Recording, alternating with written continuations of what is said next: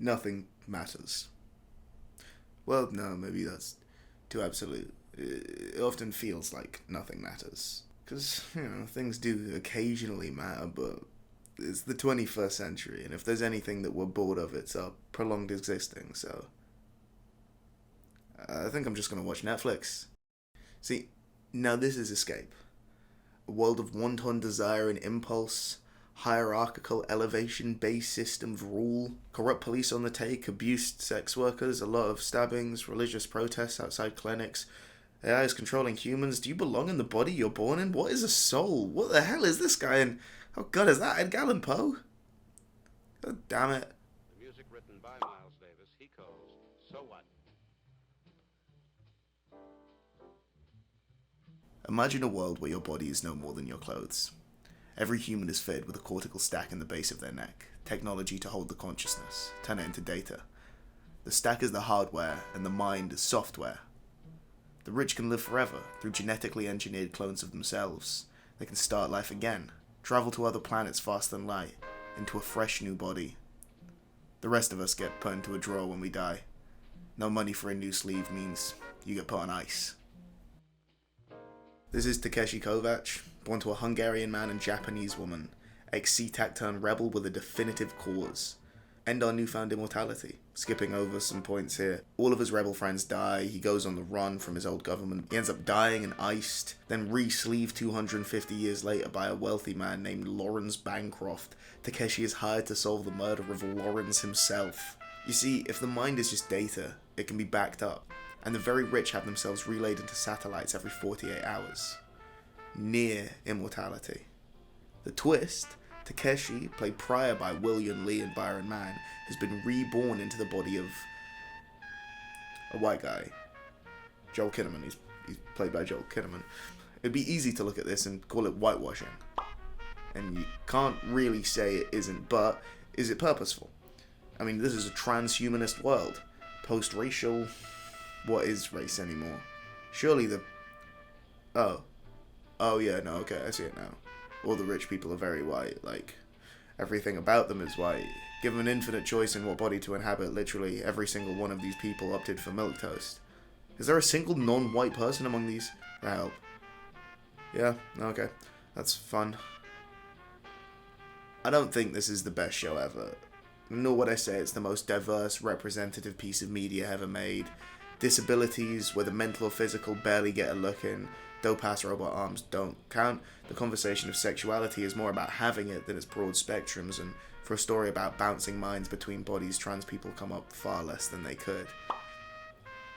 We'll get back to that momentarily. That dissonance of self based on appearance, because the world sees Takeshi as this guy now, regardless of how many times somebody calls him Takeshi-san or Takeshi-kun, he'll still look like Abercrombie and Rich Tea Biscuits, and that's gotta mess with you internally. It's clear his new body is distressing in some form to him. He functions, sure, but when given the choice of a new sleeve, we get to see what he chooses. Ava Elliott was put on ice for crimes against them.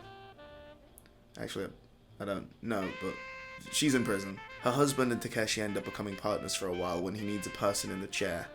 He gets Ava freed prematurely into the body of a man.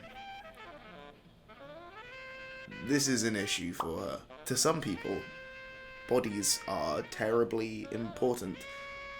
There's a sequence where a deceased grandmother is revived into the body of a large tattooed criminal to spend Dia de los Muertos with her family. Against her own daughter's religious beliefs, Catholics believe that if you're ever spun back up, you can't enter heaven and are doomed to an eternal void. She has a nice evening, regardless of everything, has a couple spliffs, and at the end she asks not to be spun back up next year.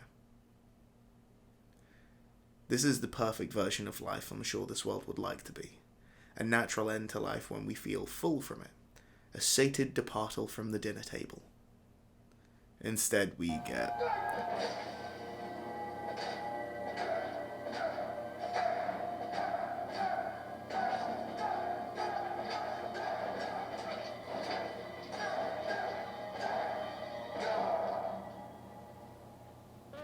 Alabaster. So, what am I getting at? Altered Carbon pitches a world much like our own in many ways. The amount of times I've heard, racism is over, we live in a post-racial world, Obama got 2 terms.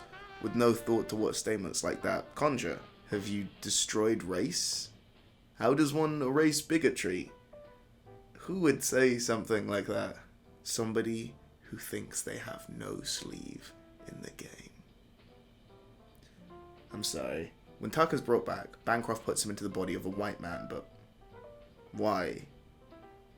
Could have put him into the body of an Asian guy, or an Arab guy, or a Latino guy, a Polynesian guy. There's a lot of options that you could have gone with. But no, if he's coming into the house, make sure he's in a white person. We don't want him tracking in dirt. Takeshi never makes an active comment on this dichotomy.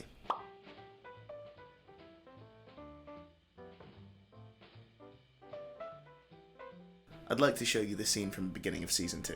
For whatever reason, this guy owes Kovac money, so he makes a play. Since he has no idea what sleeve Takeshi's in, he can't verify who he's actually paying, so he just lets all these people fight for it.